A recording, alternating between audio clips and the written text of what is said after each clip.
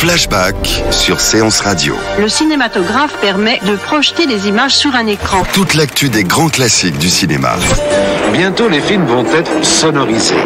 Flashback avec Antoine Cyr et Antoine Julien. Je ne sais pas si vous vous rendez compte de l'aspect grandiose du mélange.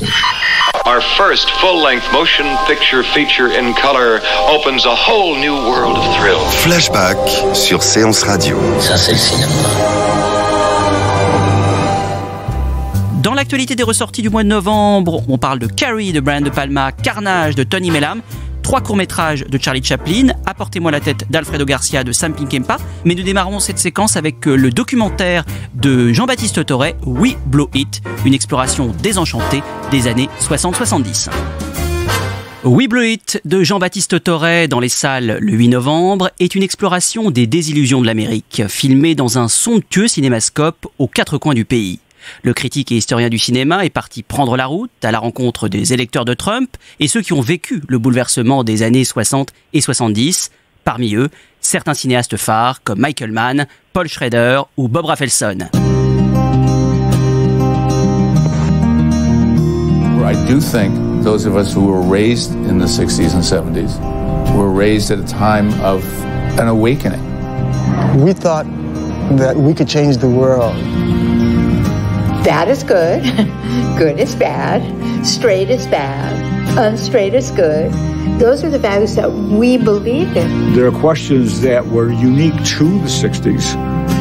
And the moment a society turns to artists for answers, they're going to have great art. People remember the way Reagan behaved. He would hug the flag. He would kiss the flag. He loved America. And Donald Trump does too. Jean-Baptiste Torret, bonjour. Bonjour. Merci beaucoup d'être avec nous dans Flashback. Alors, ce qui frappe quand on voit votre film, je trouve, c'est sa dimension cinématographique, qui est quelque chose de vraiment rare dans un documentaire. Était-ce une volonté dès le départ ou est-ce que c'est venu au fur et à mesure du tournage ? Ah non, ça a été, je pense, une volonté dès le départ. Enfin, d'autant plus que, à titre personnel, moi, quand je faisais de la critique ou des livres, ou même si je continuerais sans doute à en faire, la distinction pour moi entre le documentaire et la fiction n'a jamais vraiment existé. J'ai toujours pensé que c'était quelque chose d'extrêmement ténu, puisqu'il y a des moments de fiction dans les documentaires, et même on fait parfois de la fiction quand on fait du documentaire, parce qu'on sélectionne, on choisit des choses, et qu'il y a des moments tout simplement de documentaire dans de la fiction. Je pense à des films comme par exemple La Colère de John Ford, ou à tous les films des années 70 qui nous documentaient, à mon avis, aussi bien sur l'Amérique de l'époque que beaucoup de livres ou d'essais ou d'ouvrages qu'on pouvait lire. Donc pour moi, la distinction a jamais été vraiment pertinente. Et puis dès lors que, voilà, moi je suis un grand admirateur du cinéma américain, évidemment, et pour moi le cinéma américain et l'Amérique, c'est un endroit qu'on filme en cinémascope. Donc j'avais envie d'avoir des moyens et d'avoir une approche qui soit strictement cinématographique pour aller là-bas. Donc c'est quelque chose qui a été fixé pour le coup très très tôt. Mais alors, jusqu'à recréer certains moments de l'histoire américaine, je pense notamment à cette scène, vous recréez en quelque sorte l'assassinat de JFK à Dallas avec ce plan en voiture qui reprend... Avec mes petits moyens, je la recrée avec mes bien petits sûr. moyens. Oui, c'est vrai. Bien sûr, mais qui reprend quand même, c'est l'idée, hein. Le même chemin parcouru par le président en 63. Ça, c'est là encore, c'est quelque chose qui s'improvise là à Dallas ce jour-là, ou c'était une idée... Mais, en fait, vous savez, disons que je préférais dire plutôt que dire c'est un documentaire ou un film de fiction. Moi, j'ai plutôt approché le film en me disant que c'était un film dont la matière est documentaire. Ça veut dire que le film était écrit à 70-80%, et évidemment les charmes du documentaire, c'est le moment où le réel s'invite dans votre film.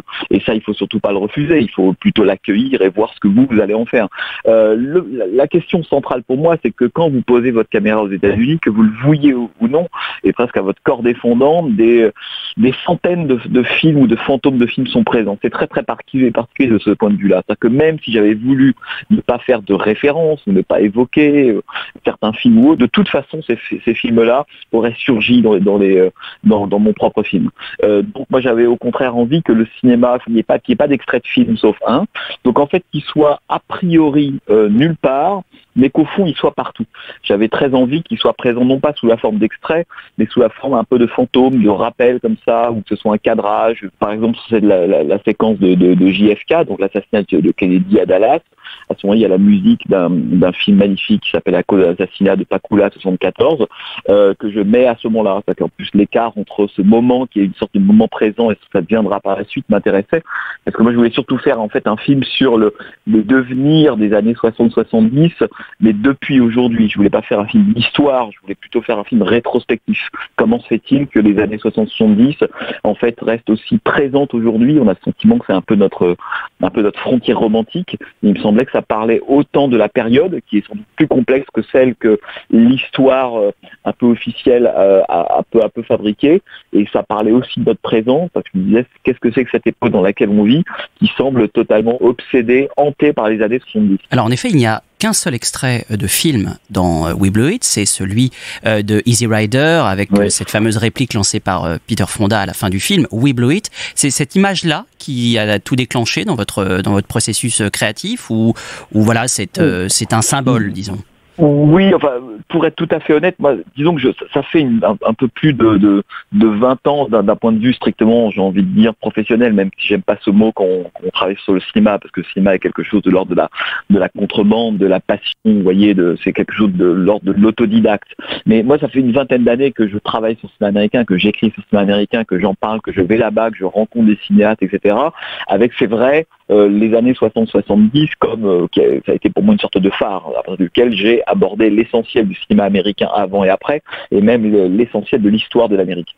Mais moi, la question qui m'a toujours frappé, travaillant depuis longtemps sur cette période-là, c'était un drôle de sentiment que c'était un cinéma. En fait, c'était une nouvelle génération de cinéastes, d'acteurs, de réalisateurs, qui en 69, c'est la date à laquelle est réalisé Easy Rider, en fait, ont le sentiment d'arriver un peu trop tard. Si on considère par rapport à l'histoire de la littérature ou celle de la musique. 69, c'est déjà un peu tard. Et cette phrase de Peter Fonda à la fin d'Easy Rider, qui d'ailleurs est un peu improvisée sur le tournage, m'a toujours semblé énigmatique. Comment se fait-il que, alors que le Hollywood va être d'un seul coup envahi et dirigé par une bande de nouveaux auteurs formidables pendant 10 ans, au tout début de ce mouvement-là, il y a quelqu'un, il n'est pas le seul, on pourrait citer Alice's Restaurant d'Arthur Penn par exemple, il y a quelqu'un qui déjà prophétise la fin, ou en tout cas qui nous explique que ce qui arrive est une décennie mort-née. Et il me semble que c'est une clé capitale, cette idée d'un mélange à la fois d'énergie et de mélancolie, à la fois d'illusion et de désespoir en même temps. Je pense que c'est vraiment l'humeur des années 70. Et ce We Blew It, qui veut dire on a tout foutu en l'air, on a merdé, qui est une expression qui est très usuel aux États-Unis, me semblait un bon point d'entrée en fait dans le film. C'est une question que je voulais me poser. C'est pas du tout une affirmation. C'était pas du tout. J'ai envie de faire le contraire d'un film à thèse. Je voulais pas démontrer pendant 2h15 pour quelle raison on avait tout foutu en l'air. C'est une question que j'avais envie de soumettre aux gens qui avaient vécu, qui avaient survécu à cette période. Et d'ailleurs, ce titre provoquait souvent des réactions assez mitigées, assez violentes de la part des intervenants, qu'ils soient cinéastes ou américains ordinaires. Mais en tout cas, ça débloquait systématiquement leurs paroles. Parce que certains me disaient non, pas du tout. Moi, on n'a pas tout foutu en l'air. D'autres, au contraire, disaient oui, absolument. Et à partir de là, en fait, pour moi, le film se construisait. Alors, de votre part, ça m'a un petit peu surpris. On pouvait s'attendre vraiment à un film sur le cinéma de cette époque. Et finalement, vous en avez un peu parlé tout à l'heure. Vous l'évoquez assez peu, avec des réminiscences. On entend à un moment donné la musique de David Shire de Conversation secrète. Il y a comme ça quelques éléments. Mais vous avez une visée beaucoup plus large. Vous parlez de politique, vous parlez de l'Amérique aussi d'aujourd'hui. Vous interrogez le mythe de cette époque, qui est béni par certains, voire on a parfois un peu l'impression idéalisée. Cette exploration au sens large, c'était dans votre projet. Oui, vous savez, il y avait un peu deux solutions en fait pour moi, dans la mesure où c'est là, disons que je bouclais une sorte de premier cycle, de vie, de critique, etc. La première solution qui était la plus confortable, ça aurait été de faire en gros un film sur le cinéma américain dit des années 70, le nouvel Hollywood, pendant 2h15. Il se trouve qu'on est en 2016-2017, qu'il y a eu beaucoup de choses qui ont déjà été faites. Moi-même, j'ai écrit des livres là-dessus, donc j'avais pas envie de refaire en film des choses que j'avais pu écrire ou lire. Première chose. Donc, il était hors de question pour moi de faire un documentaire sur le énième documentaire sur le cinéma américain des années 70. La deuxième chose, c'est que, et c'est ce que dit un peu Paul Schrader à la toute fin du film, lorsqu'il explique que la raison pour laquelle ce cinéma-là, ou cette époque-là, a été un âge d'or, pourquoi on le considère aussi encore aujourd'hui comme un âge d'or, c'est pas tant, en tout cas c'est son point de vue, c'est pas tant parce que les films étaient bien meilleurs, c'est pas tant parce que les réalisateurs étaient plus talentueux ou plus doués, c'est parce qu'à l'époque, le public, les spectateurs attendaient en fait des réponses, se posaient des questions sur la société, le monde, le couple, etc. et qu'ils allaient au cinéma dans l'espoir que les films allaient leur apporter des réponses. C'était une époque où le cinéma était très important, où ça comptait énormément pour les gens. Et on parlait de politique, on parlait de films dans le même mouvement. Et d'une certaine façon, moi j'ai adoré le cinéma 15 des années 70. Il me semblait qu'il parlait à la fois de cinéma et de l'Amérique en même temps. Raconter les films, c'était raconter l'Amérique en même temps. Et au fond, moi je me suis dit, c'est ça que j'allais faire. C'est que vous dites effectivement, il y a peu de cinéma, mais je voulais être conforme à cette idée qu'il y a peu de cinéma quand le cinéma est partout, quand le cinéma est vraiment quelque chose de très important. Aujourd'hui, c'est différent parce que le cinéma a un peu déserté l'espace commun, ça n'intéresse plus grand monde le cinéma, à part évidemment une centaine de milliers de cinéphiles, etc. Mais l'honnête homme, au sens de Robert Musil, n'est plus intéressé par le cinéma. Il l'est par les jeux vidéo, par les séries télé, par plein d'autres choses, etc.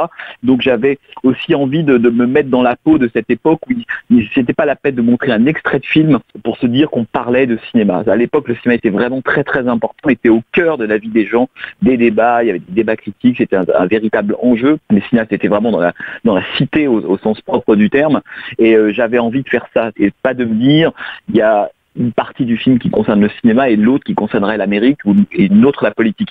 Les années 70, tout ça est pris dans un même mouvement. Raconter l'un, c'est raconter l'autre. Et c'est qu'à partir du début des années 80 que le cinéma a commencé à rentrer dans sa case, qui sera un peu le divertissement, la culture, et puis à côté la politique, à côté la société, et ce qui est d'ailleurs un véritable problème. Mais dans les années 70, il n'y a pas ces frontières-là. Et donc, à titre personnel, j'avais très envie de me poser la question sur les années 60-70, est-ce que c'était devenu, à travers évidemment le cinéma, mais à l'époque, le cinéma et l'Amérique se confondent. Et donc, j'ai pas du tout éprouvé le besoin d'avoir des extraits de films, puisqu'il me semblait que, en fait, le cinéma au fond, était partout. C'est une exploration, en effet, qu'il faut vraiment découvrir dans les salles le 8 novembre, donc la sortie de We Blew It de Jean-Baptiste Torret. Merci beaucoup d'avoir été avec nous. Merci à vous. Dans l'actualité, sinon, de nombreuses ressorties, comme à l'accoutumée, à commencer par celle de Carrie, de Brian De Palma, qui est ressortie en version restaurée le 1er novembre. L'histoire, bien connue maintenant, d'une jeune femme fragile, souffre-douleur de son lycée, qui va se découvrir un étrange pouvoir surnaturel. Alors, interprété évidemment par Sissy Spacek dans le rôle titre, Pepper Laurie et John Travolta dans l'un de ses premiers rôles. C'était à l'époque, en 1976, la première adaptation d'un roman de Stephen King. Alors une scène bien sûr devenue culte, l'affiche du film même où Sissy Spacek est aspergée de sang, tournée au ralenti, et puis ces coups stridents de violon à chacun d'apparition de ses pouvoirs, signés du compositeur Pino Donaggio, qui font référence bien sûr à ceux de Bernard Herrmann dans Psychose, car De Palma voulait à l'origine engager Herrmann pour la partition de ce film, mais il mourra quelques mois avant le début du tournage. Une interprétation mémorable, bien sûr, de Pepper Laurie dans le rôle de la terrifiante mère intégriste et fanatique. De Palma ou l'art de surprendre le spectateur, transformant une scène de douche quasi publicitaire en un très grand moment d'effroi. It's the night of the senior prom. The Bates High School gym is alive with excitement. Everybody is there, even Carrie White. The girl no one likes. We're all sorry about this incident, Cassie. It's Carrie! And everyone makes fun of her. Free Carrie!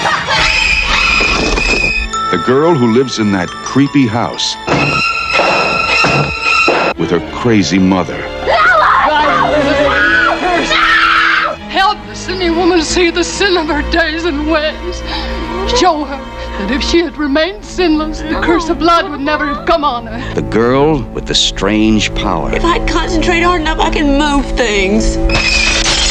On ne change pas de registre avec Carnage de Tony Melham, réalisé en 1981, qui lui aussi est ressorti le 1er novembre en version restaurée. Ça se passe dans une colonie de vacances, une bande d'ados décide de se venger de leur moniteur sadique, mais la farce tourne mal et l'homme est gravement brûlé. Il décide de se venger à son tour, mais pas tout à fait de la même manière. Alors c'est un film dans la lignée d'Halloween et Vendredi 13, sorti juste après. Il appartient à cette série, cette lignée même de slasher des années 80, avec toujours cet effroyable croque-mitaine qui veut en zigouiller un très grand nombre.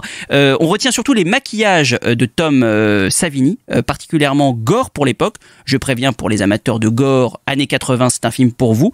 Mais le film ne sort pas vraiment du lot. À noter, et ça je ne peux pas ne pas le dire, qu'il s'agit de la toute première production d'Harvey Weinstein, ce qui n'est plus vraiment aujourd'hui le meilleur argument promotionnel qui soit. Les admirateurs de Charlie Chaplin, et ils sont très nombreux et on en fait partie, seront ravis de redécouvrir dans les salles le 8 novembre 3 courts-métrages réalisés par le maître, Le Boxeur, Charlot Vagabond, tous deux réalisés en 1915, et Charlot s'évade, réalisé en 1917, tourné à l'époque pour la compagnie Esney.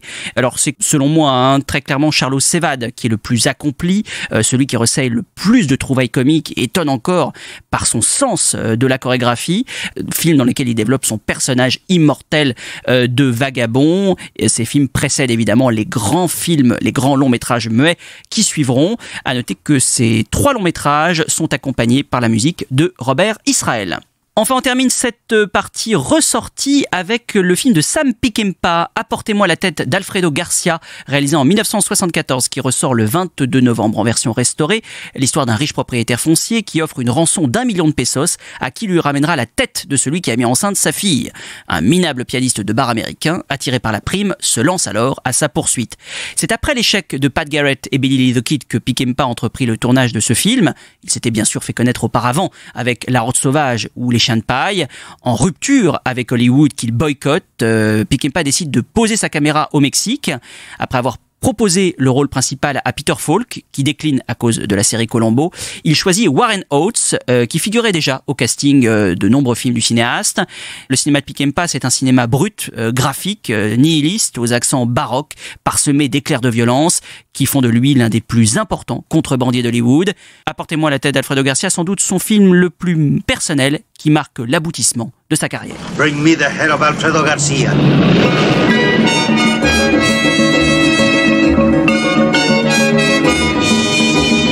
We are looking for an old buddy of ours. His name is Alfredo Garcia. Maybe you could help us find him. Son of a bitch. You got me. All they require from you is physical proof that Garcia is dead. I'm gonna find you. Alfredo Garcia. He was here and we spent some time together. We were saying goodbye.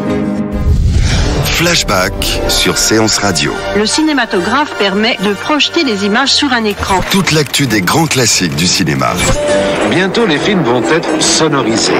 Flashback avec Antoine Cyr et Antoine Julien. Je ne sais pas si vous vous rendez compte de l'aspect grandiose du mélange.